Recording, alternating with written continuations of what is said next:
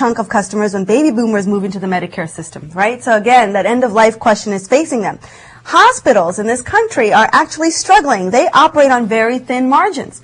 Not only that, but doctors face high malpractice insurance costs, and often they're required to do all kinds of tests just to protect against lawsuits. So the whole system is broken. It's broken all the way from the doctors straight up into the insurance companies. And taking that point, I would say that the only person who can give competition to these behemoth insurance companies, folks, it is the government. There is no one private other company that can come in. But I can give you one. When the government takes over, then they will invite contractors. And I want to tell you, contractors bring efficiency, and that's what you really need.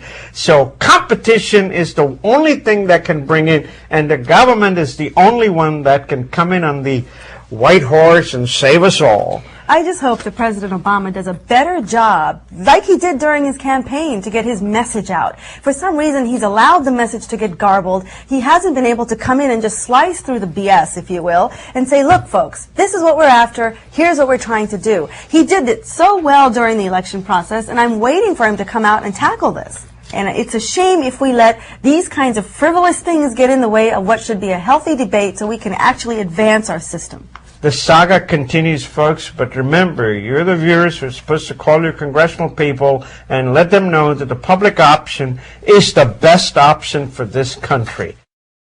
Well, to change topics, folks, here's a fascinating statistic from the Economic Times. You know, it's always been the case that the quotas for H-1Bs get filled up pretty much, within days. Within days, right? I mean, pretty much you have to get your application in there right away or you've got no chance. Well, guess what? Today, for 2010, there are still 20,000 slots open for H-1Bs. Yeah. This has never happened in recent history. And in fact, it's been vacant for some time, and it's remained that way for months. It's because of the economy, the U.S. economy. I mean, there's a combination of factors here. But I just thought that was so interesting because of the more tightened restrictions around H-1Bs and the fact that the rules have gotten tougher and more strict. That means there's more rejections of these applications. The fact is, we are not filling up that quota. And in years past, we've had to fight to increase that quota just to bring skilled workers to the United States. But what an impact this economy is having globally in that people are just not coming here in the numbers that they used to. I think you used the word stricter and tougher. I would like to use the word, it finally became fairer. And under the perjury laws, in other words, if you sign something, that means you're not lying, that cleaned up an entire slate, I guess it did, but, 65,000 is really not a large number. If you think about, how many people come into the United States, and yet the fact that we still have 20,000 left is just, it's amazing to me. And it clearly tells me that perhaps a lot of those skilled workers are choosing either to stay home or to go back and start industries rather than face unemployment here. And the fact is the unemployment rate hasn't really dropped here. It's still very high, and employers are very, very careful about hiring H-1B status. They'd much rather hire a citizen. But I totally believe, just like the market snapped up and ran about 3,000 points in a very short span of time, same way I think the unemployment rate is going to drop like crazy in the next 3 or 4 or 5 months. At least I hope so. I hope so too. Talking about technology workers and technology generally, yes, we have invited a lot of folks to come over here, help us with our internet, but the speed of our internet is so slow, it's pathetic. We are not even 10% of the speed of the Koreans or India or China or Hong Kong or Taiwan.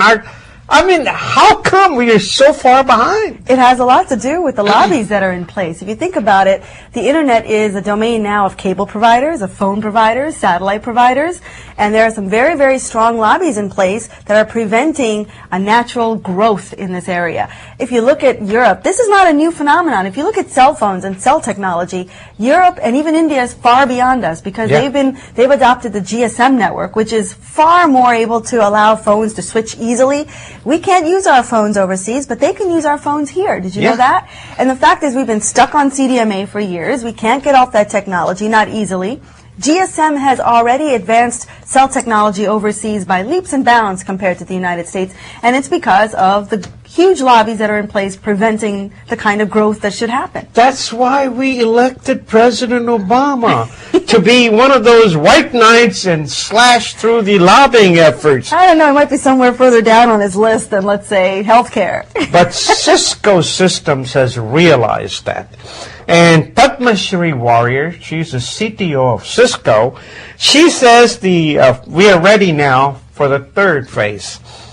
The first phase was increasing productivity. The second phase was collaboration. And the third phase, industrialization of Internet. So everybody is on the same page except execution is what is required. We don't have to wait 3 minutes for our computers to get ready for us. It's 3 minutes too many. They charge you like a crazy amount of dollars for your using of the data system or the telephone. It doesn't need to be that much. So I haven't understood. This may be another health insurance type of a scheme. Wherever there are lobbies, you know, innovation is slow to come and it's slow to take hold, right? I mean, it really takes something jarring like the Telecommunications Act of years ago, which really shook up the industry.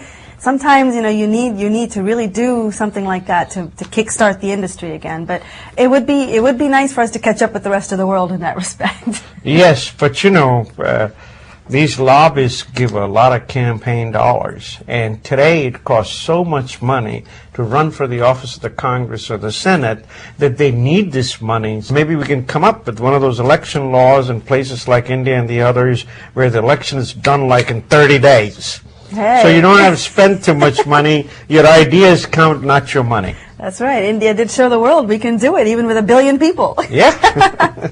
Folks, I read a rather disturbing story out of the New York Times.